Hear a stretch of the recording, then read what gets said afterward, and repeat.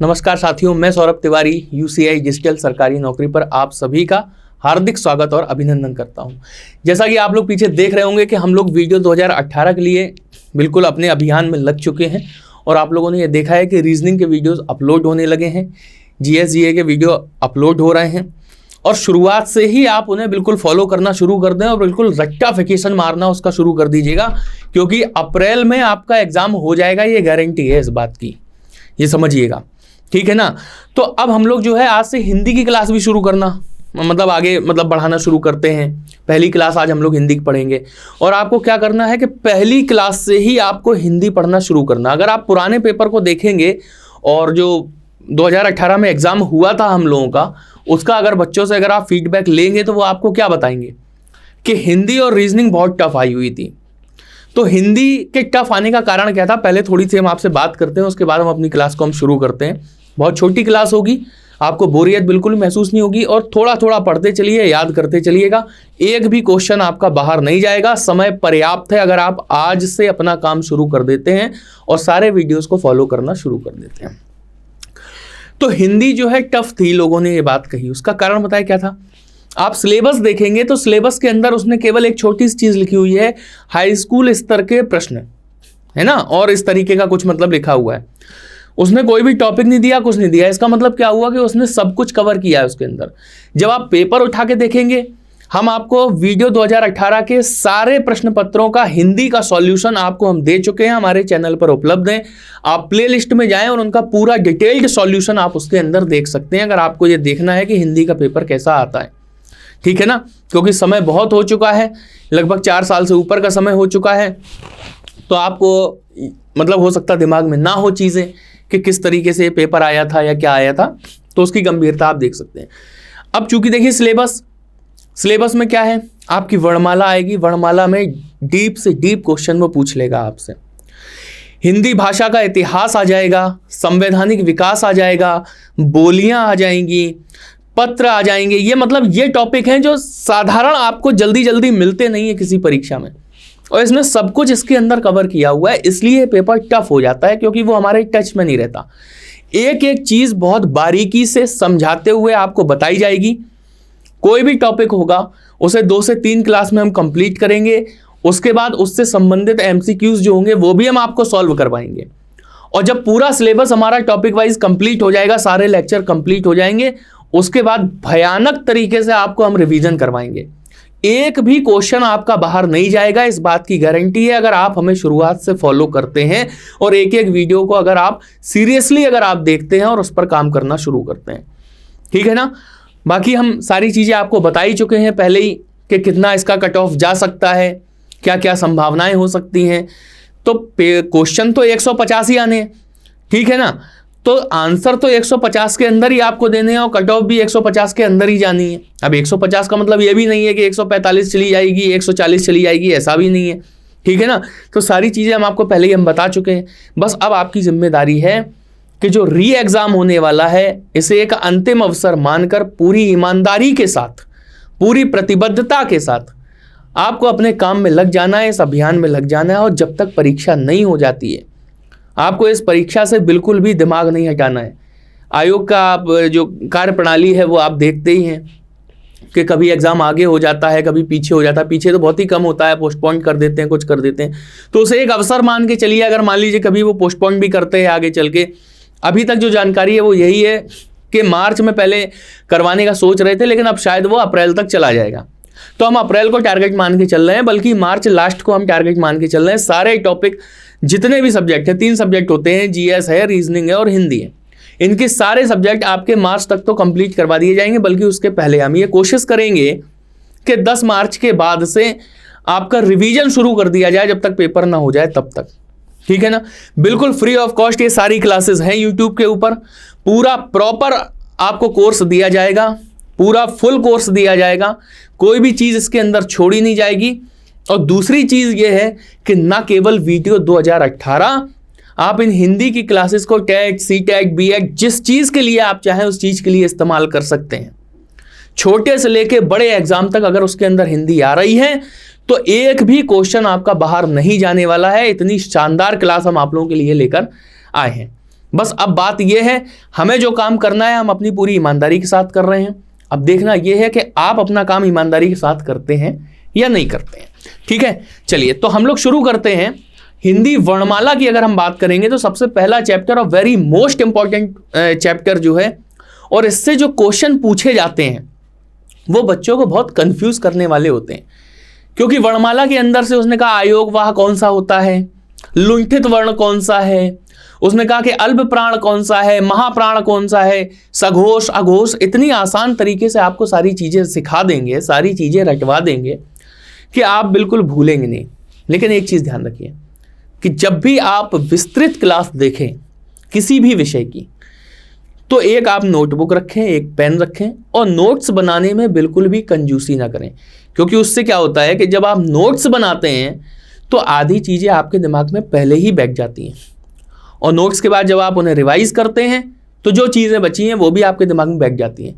और फिर time to time आप समय निकालकर जब अपने शेड्यूल में उस रिवीजन का टाइम जो है आप सेट करते हैं और रिवीजन करते हैं, तो चीज़ें फिर बिल्कुल से छपने लगती हैं, बिल्कुल से अमिट हो जाती हैं आपके दिमाग में। फिर आप उन्हें भूलना भी चाहेंगे तब भी नहीं भूलेंगे। ठीक है ना? तो ये सारी चीज़ें करना है, पूरे एक मिशन के रूप में आपको लगना है वीडियो 2018 री एग्ज़ाम में। और जो बच्चे वीडियो 2018 के कहीं सिलेक्ट हो चुके हैं वो बिल्कुल भी तफरी के लिए इस परीक्षा में बैठने का बिल्कुल भी प्रयास न करें, क्योंकि ये किसी एक अच्छे बच्चे के साथ में अहित हो सकता है, उसके करियर के साथ खिलवाड़ हो सकता है।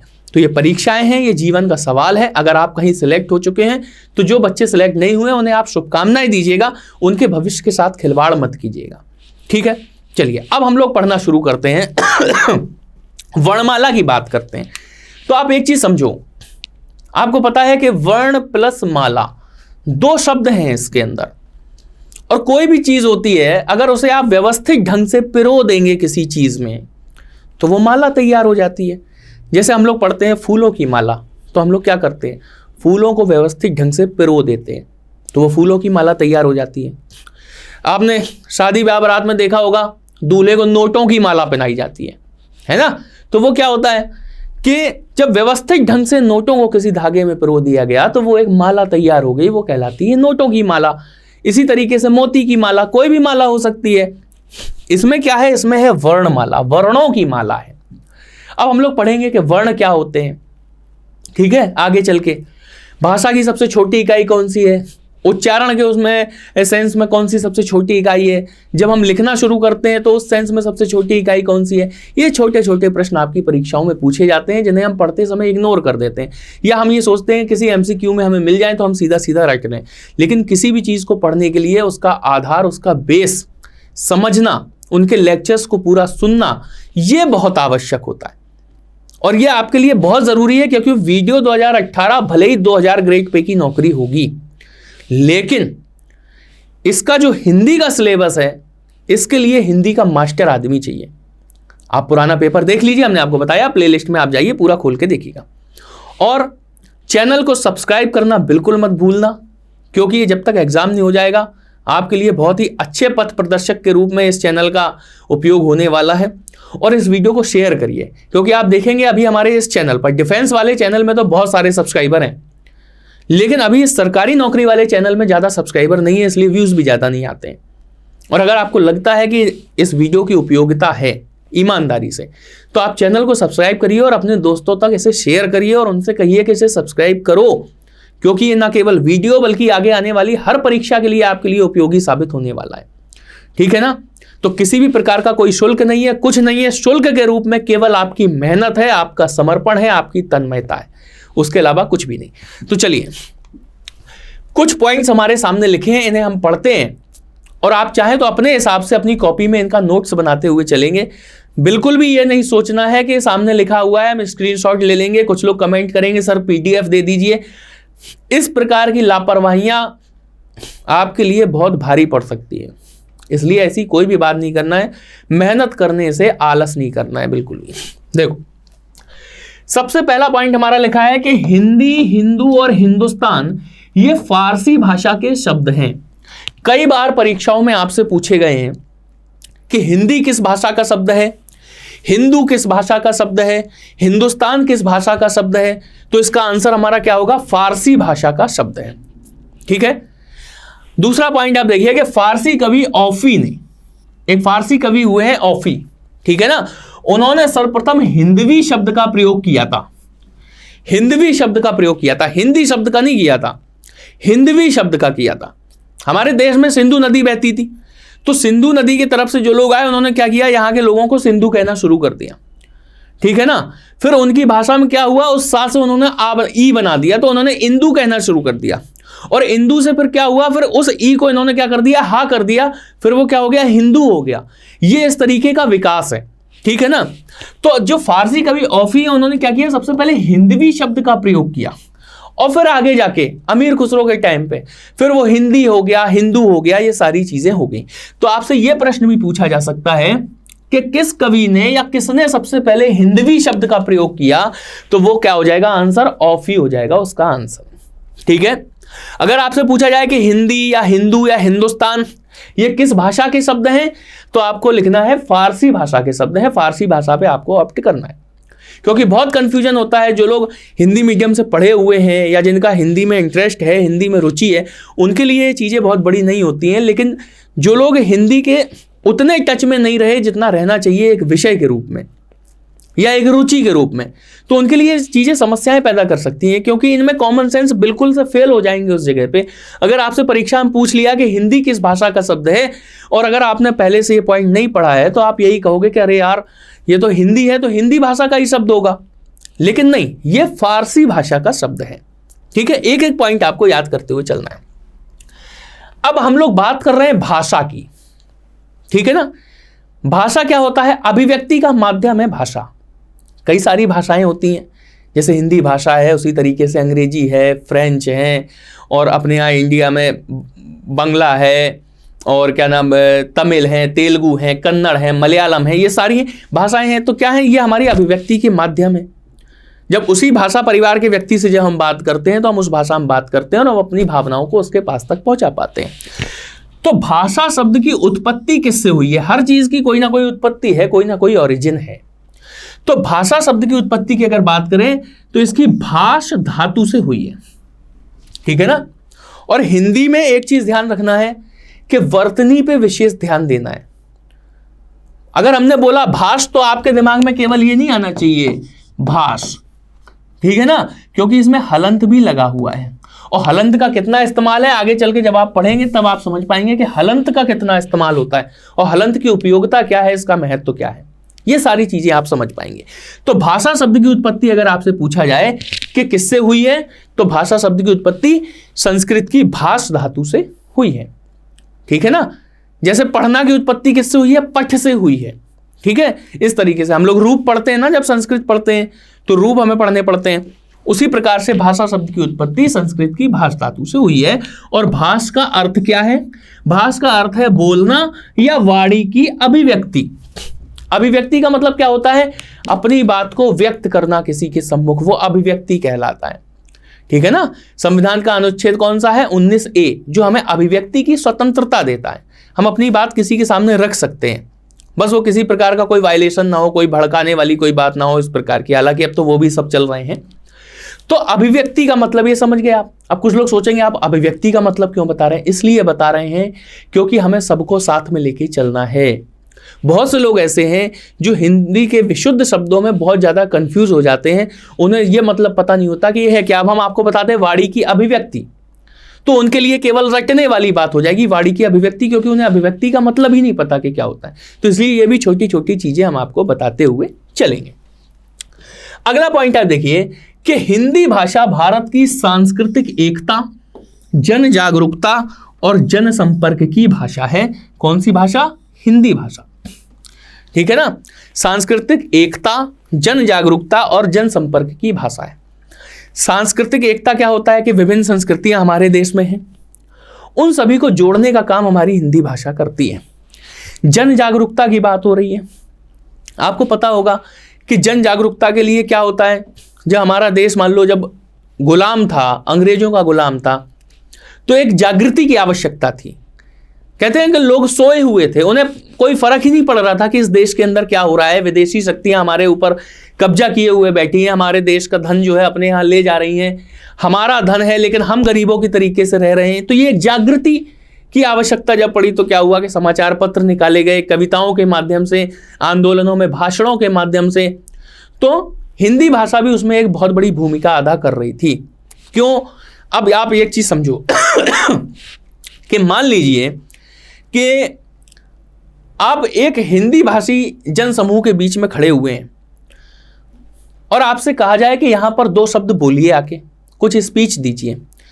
अब आप वहां पे जाके इंग्लिश में बोलना शुरू कर देंगे तो उन्हें तो समझ में आएगा जो इंग्लिश जानते हैं, लेकिन जिन्हें इंग्लिश की जानकारी नहीं है उन्हें समझ में नहीं आएगा। तो आपका बोलना क्या हुआ? बेकार हुआ। आपने जिस चीज पे स्पीच दी वो स्पीच भी आपकी बेकार हो गई, उसका उद्देश्य पूरा नहीं हुआ।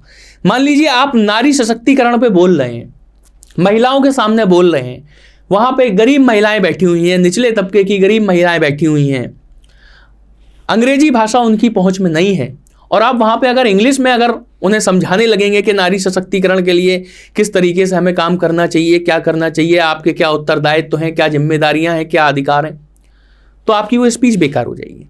ठीक है? तो भाषा क्या होती है? ये जन जागरण का काम करती है, लेकिन कब? जब जिस भाषा समूह के बीच में हम खड़े हों उसी भाषा समूह में हम पहुंचे। ठीक है ना? गौतम बुद्ध को अपने उपदेश देने थे तो उन्होंने अपने पाली भाषा में उपदेश देना शुरू किए, क्योंकि वो लोगों को समझ में आते थे। छोटा सा उदाहरण देखिए, देश में बहुत लंबे समय से एक बहुत जैसे मान लीजिए भारतीय राष्ट्रीय कांग्रेस की सरकार देश में रही। भारतीय जनता पार्टी बहुत समय से इस प्रयास में थी कि इसे कैसे अपदस्थ किया जाए और हम उस गद्दी पर बैठे। यहां पर कोई राजनीतिक बात नहीं होगी, कोई समर्थन नहीं होगा, कोई विरोध नहीं होगा किसी का, केवल समझाने की सेंस में आप समझिए। ये राजनीति है, राजनीति में कुर्सी की लड़ाई है। उसके बाद कौन कैसा कर रहा है ये जज करना जनता जनार्दन का काम है। ये ना तो हम कर सकते हैं ना आप कर सकते हैं। कहने का मतलब जनता हम भी हैं और आप भी हैं, लेकिन हम आपको ये नहीं बता सकते कि कौन अच्छा काम कर रहा है और आप हमें नहीं बता सकते। सबके अपने व्यक्तिगत विचार हैं। लेकिन ऐसे समझिए, हमारे जो यशस्वी प्रधानमंत्री जी हैं माननीय नरेंद्र मोदी जी, वो कहाँ से हैं? गुजरात से हैं, तो उनकी भाषा हुई गुजराती। लेकिन जब उन्होंने 2014 के लोकसभा चुनावों में अपनी रैलियां शुरू की तो उन्होंने क्या किया कि हिंदी भाषा में अपने भाषणों को देना शुरू किया। जब उनके भाषण टीवी पर सुनाए जाते हैं तो वो क्या होते हैं? वो हिंदी भाषा के भाषण होते हैं, क्योंकि उन्हें पता है कि भारत के अंदर अधिकतर जो लोग हैं वो हिंदी भाषी लोग हैं। तो ज्यादातर लोगों तक अगर अपनी बात को प्रभावशाली ढंग से पहुंचाना है तो हमें वहां पर यह देखना पड़ेगा कि अधिकतर लोग किस भाषा समूह के हैं। लेकिन जब वो अपने गुजरात में जब भाषण देते हैं तो गुजराती भाषा में देते हैं। उनके जो सहयोगी हैं जब वो किसी राज्य में जाते हैं तो पूरी भाषा उस तरीके की नहीं बोल सकते अगर उनकी पूरी भाषा है। जैसे मान लीजिए बंगाल में इलेक्शन था तो क्या हुआ था कि बंगाल में, अब उन्हें बंगाली तो नहीं आती, लेकिन उन्होंने क्या किया कि एक कोटेशन छोटा सा तैयार किया बंगाली भाषा में। उसका कारण क्या था कि बंगाली लोगों को लुभाने के लिए, कि उन्हें लगे कि यार ये व्यक्ति जो है हमसे जुड़ा हुआ है। भाषा क्या करती है? जोड़ने का काम करती है। बात आ रही है समझ में? और इसलिए ये जनसंपर्क की भाषा भी हो जाती है। ठीक है ना? हिंदी भाषा। और चूंकि हिंदी भाषा के सेंस में हम सारी बातें कर रहे हैं, क्यों? क्योंकि भारत में सबसे ज्यादा लोग जो है वो हिंदी भाषी लोग हैं। ठीक है? तो इसलिए हिंदी भाषा जो है सांस्कृतिक एकता, जन जागरूकता और जनसंपर्क की भाषा है। किसी भी बड़े न्यूज चैनल पर चाहे साउथ का स्टार आए चाहे जो भी आए, लेकिन वो एक हिंदी भाषा के रूप में ही बात करने का वहां पे प्रयास करता है। अब इंग्लिश भी ऐसी भाषा होती जा रही है जो लोगों में एक संपर्क पैदा कर रही है। बहुत से लोग ऐसे हैं जो समझने लगे, लेकिन एक बहुत बड़ी संख्या ऐसी है जो इंग्लिश को अगर फ्लुएंट इंग्लिश अगर बोली जाएगी तो वो नहीं समझ पाते हैं। ठीक है ना? तो हिंदी भाषा का आप समझ गए। क्वेश्चन अगर आपसे आएगा, कहेगा कि हिंदी भाषा के विषय में क्या क्या सही है। पहला ऑप्शन सांस्कृतिक एकता की भाषा है, दूसरा ऑप्शन जन जागरूकता की भाषा है, तीसरा ऑप्शन जनसंपर्क की भाषा है और चौथा ऑप्शन ऊपर के तीनों सही है। तो हमारा आंसर क्या होगा कि 1, 2 और 3 तीनों सही है। ठीक है ना? अब देखिए, हिंदी भाषा की लिपि क्या है? देवनागरी है। कोई भी भाषा होती है, ठीक है ना, तो उसे लिखने के लिए कुछ आकृतियां बनाई जाती हैं। जैसे मान लो हम लोग हैं, हम लोगों ने क्या किया, लिखना है हमें आ, तो हमने ऐसे लिख दिया आ। हमें लिखना है का, तो हमने ऐसे लिख दिया का। ठीक है ना? कुछ लिपि होती है ना, तो इन्हें लिपि कह देते हैं। जिन आकृतियों का, जिन चिन्हों का हम प्रयोग करते हैं, जो चीज हमने बोली उसे अगर हमें एक साकार रूप देना है, हमें लिखकर बताना है, हमें एक मूर्त रूप प्रदान करना है, तो वही मूर्त रूप क्या होता है, वो लिपि कहलाता है। ठीक है ना। तो हम लोग सुनते तो हैं कि हिंदी भाषा देवनागरी लिपि में लिखी जाती है, लेकिन उसका जो मूर्त रूप दिया जा रहा है, वो मूर्ति जो उसकी हमने बनाई, ये मूर्ति है। मान लो एक तरीके से मूर्ति क्या है, एक आकार। हमने बोला आ, तो कोई कहेगा ये आ क्या है, तो हमने बताया कि ये है आ। ठीक है ना। जैसे मान लो हमने लिखा राम, राम, ठीक है ना। तो इसका भी एक डायरेक्शन है कि हमने इसे इधर से इस तरफ की ओर हमने इस तरीके से लिखा। ठीक है ना। इस तरीके के अक्षरों का प्रयोग किया, अक्षरों को बनाने के लिए ऐसी आकृतियां बनाई गई, और ये हमने इस तरफ, इस डायरेक्शन से इस डायरेक्शन की तरफ हमने इसे लिखा। तो ये सारी चीजें समन्वित रूप से क्या कहलाती हैं, ये लिपि कहलाती है। ठीक है ना। बात आ गई समझ में। देखो आगे लिखा भी है, जिस रूप में ध्वनि चिन्ह या वर्ण लिखे जाते हैं उसे लिपि कहते हैं। यानी कि जो हम बोल रहे हैं उसका स्वरूप क्या है, उसे देखने के लिए। जैसे मान लो हम लोग कहते हैं ईश्वर है, खुदा है, गॉड है, ठीक है ना। तो क्या है, जब तक हम लोगों ने नहीं देखा तो क्या किया कि हमारे धर्म ग्रंथों में, शास्त्रों में जो रूप हमें दिखाया गया है, उस रूप के आधार पर हमने उन्हें मूर्त रूप प्रदान किया। जब आप वैदिक एज हिस्ट्री में पढ़ेंगे तो आप देखेंगे कि उस समय के परिधान क्या होते थे, उस समय पे लोग किस प्रकार से कानों में क्या पहनते थे, उस समय पे लोग कमर पे क्या पहनते थे, सिर पे क्या पहनते थे। जो हमारे देवता हैं उन्हें किस प्रकार के शस्त्र प्राप्त थे, किस प्रकार की शक्तियां प्राप्त थी, उनका निवास स्थान क्या था, उनका वाहन क्या था। तो उसी हिसाब से क्या किया गया कि उन्हें मूर्त रूप प्रदान कर दिया गया।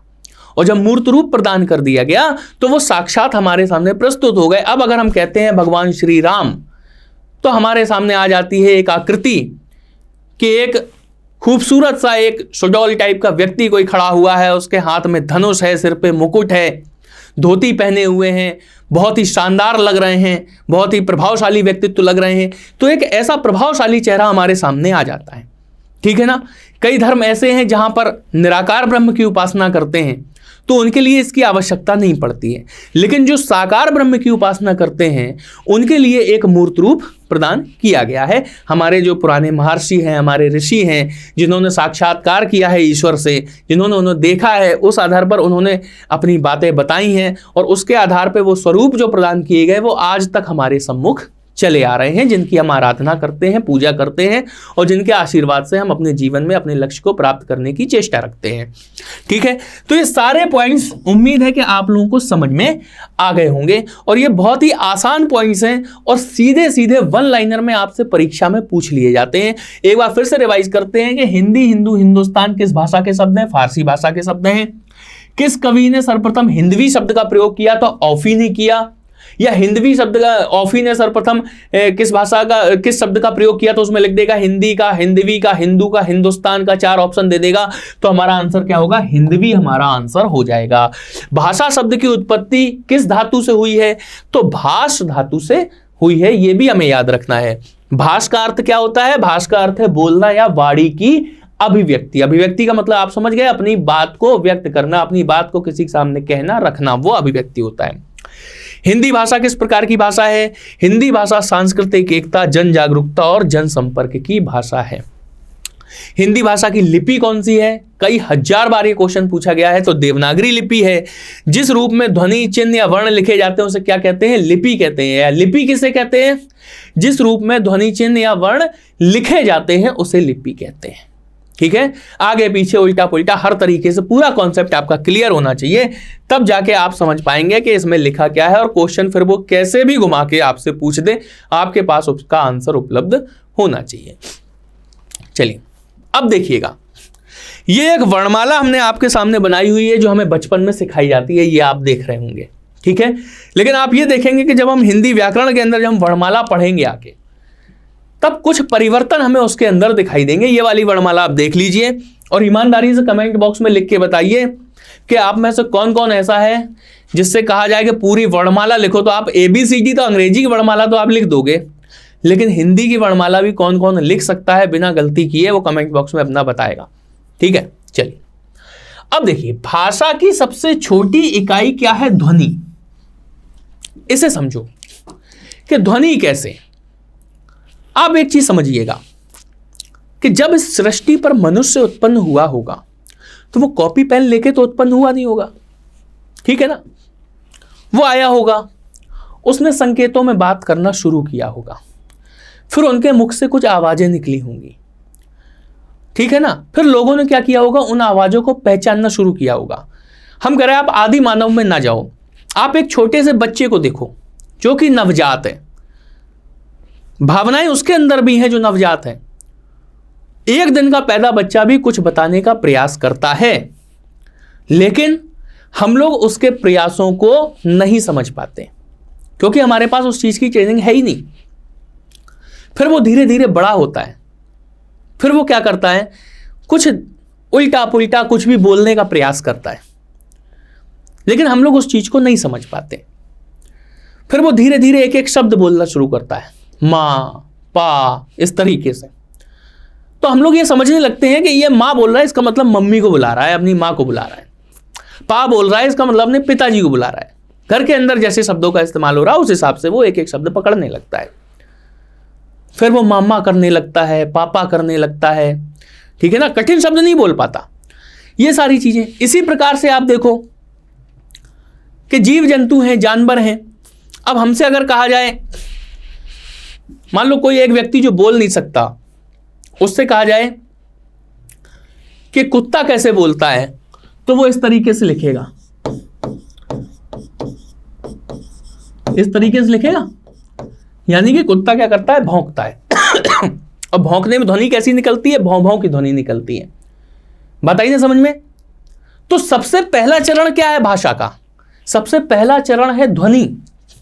पहले किसी ने बोला होगा ना कुछ, है ना। सबसे पहले जब सृष्टि की रचना हुई है तो सबसे पहले ही तो कोई आदमी साहित्य नहीं लिखने लगा आके, उसने लोगों को सुनना शुरू किया होगा, उसने लोगों से बोलना शुरू किया होगा। उन्हें तो बेचारों को कुछ पता भी नहीं होता था, क्या खाना है, कहाँ रहना है, क्या पहनना है।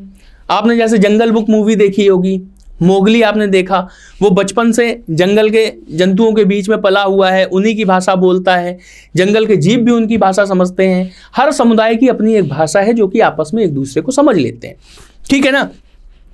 तो सबसे छोटी इकाई क्या हो गई, ध्वनि हो गई, क्योंकि हम उसे सुनते हैं। पहले हमने सुना आ।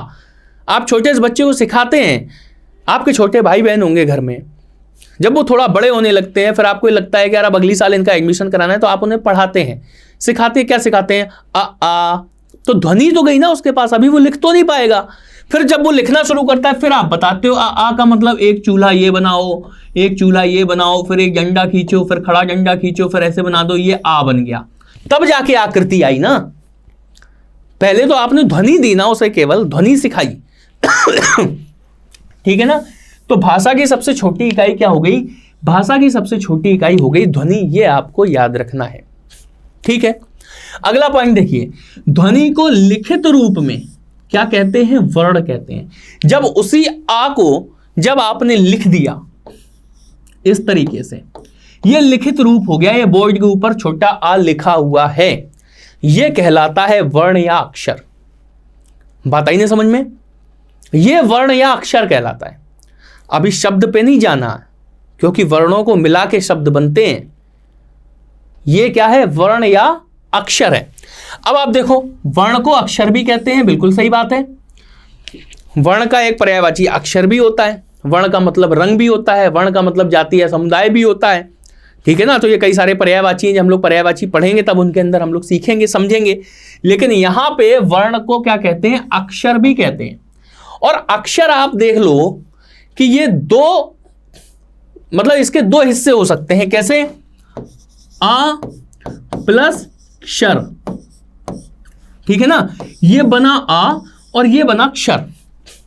हमें पता है कि विलोम बनाने के लिए, किसी शब्द के विलोम बनाने के लिए कई बार हम उसके आगे आ लगाते हैं। और क्षर का मतलब क्या होता है, नाशवान, जिसका क्षरण हो सके। क्षरण का मतलब क्या होता है, कोई चीज नष्ट हो सके, नष्ट होने की संभावनाएं उसके अंदर हो, वो क्षर कहलाती है चीज। तो अक्षर का मतलब क्या हो गया, कि जो कभी जिसका क्षरण ना हो, कभी जो नष्ट ना हो, कभी जिसके स्वरूप में परिवर्तन ना हो, यानी कि अनाशवान। तो अक्षर का अर्थ क्या हो गया, अनाशवान। बात आ गई ना समझ में। तो वर्ण को हम अक्षर कहते हैं। भाषा की सबसे छोटी इकाई क्या है, ध्वनि है, ठीक है ना। उस ध्वनि को जब हम एक मूर्त रूप प्रदान करके कहीं लिख देते हैं, एक साकार रूप दे देते हैं, तो वो हो जाता है वर्ण। और उसी वर्ण को हम अक्षर कहते हैं, क्योंकि ये क्या होते हैं, अपने आप में स्वतंत्र होते हैं। बात आ रही ना आपको समझ में? ये एकदम से स्वतंत्र हैं, इन्हें अपने रूप में आने के लिए किसी की आवश्यकता नहीं पड़नी, ठीक है। इन्हें तोड़ नहीं सकते। अब छोटे आ को आप क्या तोड़ोगे, नहीं तोड़ पाओगे। लेकिन आगे जब हम पूरी वर्णमाला पढ़ेंगे तब हम ये भी देखेंगे कि इन्हें हम तोड़ भी देंगे, लेकिन किस रूप में तोड़ेंगे वो आगे चल के देखेंगे। तो बात आई ना समझ में आपको कि इसे अक्षर भी कह देते हैं, ठीक है। और अक्षर का मतलब क्या हो गया, अनाशवान, जिसका क्षरण ना हो, जो समाप्त ना हो, ठीक है ना। तो भाषा की सबसे छोटी इकाई क्या हो गई, ध्वनि हो गई। लेकिन जब ध्वनि को हम लिख देते हैं, उसी ध्वनि को जब हम लिख देते हैं तो वो क्या कहलाती है, वर्ण कहलाती है, ठीक है। ये ध्वनि वाला कॉन्सेप्ट समझ में आ गया। कहा जाता है कि हमारे वेद अपौरुषेय हैं, यानी कि किसी भी पुरुष ने, किसी भी व्यक्ति ने इनकी रचना नहीं करी, ऐसा कहा जाता है। बाद में इनका संकलन तो हुआ, लेकिन मूल रूप से ये नहीं लिखे गए, ठीक है ना, कि जिसकी ये उत्पत्ति है, जिसकी ये वाणी है, उसी ने इसे लिखा हो, ऐसा नहीं। क्यों? क्योंकि उस समय लिखने का कॉन्सेप्ट ही नहीं था। पहले टीचर्स क्या होते थे, वो अपने शिष्यों को याद कराने पे ज्यादा जोर देते थे। तो वेद क्या है, जो हमारे महर्षियों ने, ऋषियों ने, मुनियों ने जो जीवन के हमारे अंग, हमारे जीवन जीने की चर्या, इन सारी चीजों का जो वर्णन किया है, मौखिक रूप से अपने शिष्यों को सिखाया है, ज्ञान के रूप में उन्हें दिया है, उन्हीं सारी बातों का संकलन, ठीक है ना, वो फिर लिखित रूप में बाद में आया। लेकिन पहले क्या हुआ, ध्वनि का रूप इस्तेमाल हुआ, इसीलिए उन्हें अपौरुषेय कहा गया, क्योंकि उनकी रचना किसी पुरुष ने नहीं करी, किसी व्यक्ति ने नहीं करी। वो बाद में लोगों ने उन ज्ञान को अर्जित करके, लोगों से पूछ के कि क्या बताया था, क्या क्या चीजें थी, अरे ये तो उन्होंने उन ऋषि ने बताया, ये तो उन ऋषि ने बताया, उसे क्रमबद्ध ढंग से उनका संकलन किया, ठीक है ना। तो ध्वनि इसलिए हो जाती है कि सबसे पहले कोई भी भाषा होती है, सबसे पहले हम उसे बोलते हैं, उसके बाद हम उसे लिखना शुरू करते हैं। और ध्वनि को जब हम लिख देते हैं, फिर वो क्या कहलाने लगती है, वो वर्ण कहलाने लगती है। वर्ण का एक पर्यायवाची होता है अक्षर। इसकी प्रकृति के आधार पर, इसके नेचर के आधार पर इसे अक्षर कहा गया। क्यों? क्योंकि हम इसके टुकड़े नहीं कर सकते, हम इसे छिन्न भिन्न नहीं कर सकते। बात आई ना समझ में? जो शब्द होता है उसके लिए हम लोग संधि विच्छेद पढ़ते हैं, ठीक है, लेकिन कोई भी अक्षर जो होता है उसके हम टुकड़े नहीं कर सकते। अब देखो इसने यहां पे अब एक चीज बिल्कुल स्पष्ट कर दी कि उच्चारण की दृष्टि से सबसे छोटी इकाई क्या हो गई, ध्वनि। क्योंकि जो हम बोलते हैं उसी से ध्वनि निकलती है, और बोलने को ही तो हम उच्चारण कहते हैं, ठीक है ना। लेकिन लेखन की दृष्टि से अगर भाषा की लघुत्तम इकाई है तो वो क्या है, वो वर्ण है। अब बिल्कुल स्पष्ट हो गया आपके सामने बिल्कुल से कि उच्चारण की दृष्टि से अगर सबसे छोटी इकाई है तो ध्वनि है, और लेखन की दृष्टि से सबसे छोटी इकाई भाषा की है तो वो क्या है, वर्ण है। नोट्स बनाते चलिएगा और चीजों को समझते चलिए।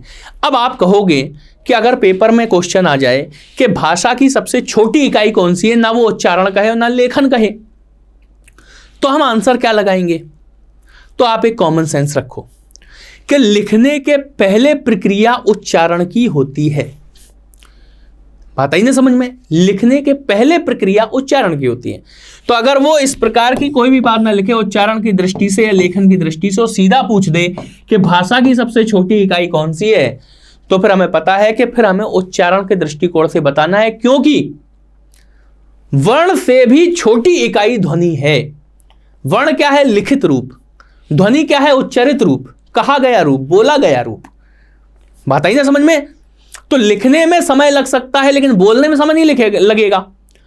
हमने कहा आ, तुरंत बोल दिया, लेकिन अगर हम लिखेंगे आ तो फिर भी इतना समय लिखा आ लिखने में।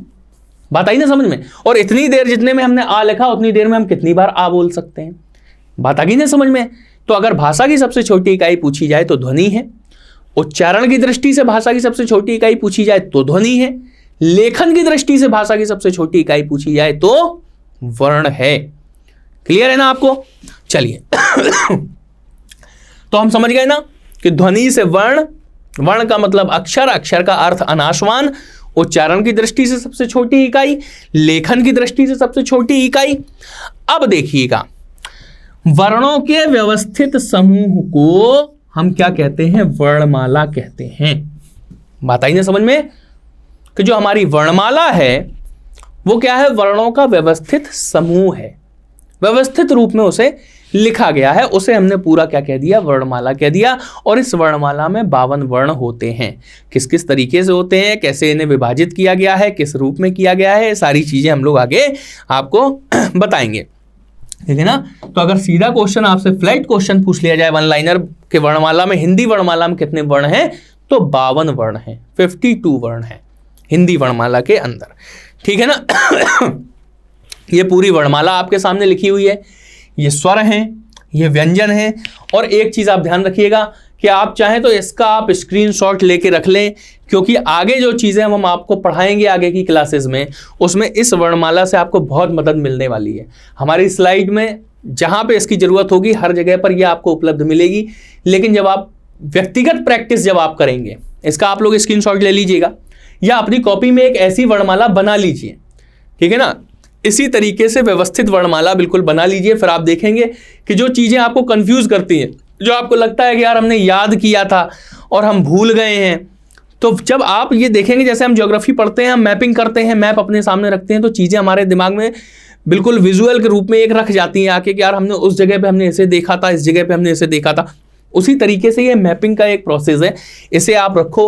हिंदी में जब आप मैपिंग करना शुरू करोगे इस वर्णमाला के आधार पे, तो चीजें आपके दिमाग में अपने आप बैठने लगेंगी।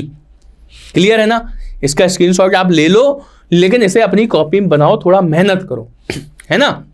फिर आगे जो चीजें हम आपको बताएंगे वो आप देखेंगे कि किस तरीके से ये सारी चीजें बिल्कुल बहुत अच्छे से आपको दिमाग में बैठ जाती हैं। तो ये आज हमने वर्णमाला का एक छोटा सा परिचय हमने आपको दिया, ये वर्णमाला हमने पूरी आपको दिखाई कि किस तरीके से है। आप इसके पीछे वाली ये देख सकते हैं पुरानी वर्णमाला, इसमें और इसमें क्या क्या फर्क है ये भी आप देख सकते हैं। ये दोनों वर्णमालाओं में आप फर्क देख सकते हैं कि जो हमें बचपन में पढ़ाई जाती है वो, और जो अभी हमारे सामने जो नई लिखी हुई है ये, इन दोनों में क्या क्या फर्क है, और हमें इसकी बहुत आवश्यकता पड़ने वाली है, ठीक है। तो अगली क्लास में हम लोग देखेंगे कि वर्ण के भेद क्या होते हैं, किन किन भेदों में उन्हें बांटा गया है, ठीक है ना। उन भेदों के आधार पर कौन कौन से वर्ण हम निकाल सकते हैं, किस प्रकार से उनका उच्चारण स्थान होता है, किस प्रकार से उन्हें बोलने में प्रयास लगते हैं, उस आधार पर कैसा कैसा वर्गीकरण है, ये सारी चीज़ें आपको बताएंगे। बस ये है कि नोट्स बनाते चलिए, चीज़ों को याद करते चलिए। ये पहली क्लास है, यहाँ से जुड़ना शुरू करिए, वीडियो को शेयर करिएगा, चैनल को लाइक और सब्सक्राइब कर दीजिएगा। वीडियो को लाइक करिए, चैनल को सब्सक्राइब करिए, अपने दोस्तों तक इस बिल्कुल वीडियो को पहुंचाइएगा जरूर, क्योंकि आगे आने वाली सारी क्लासेस बहुत ही ज़्यादा शानदार होने वाली हैं। तो मिलते हैं अगली क्लास में। आप लोगों का बहुत बहुत धन्यवाद।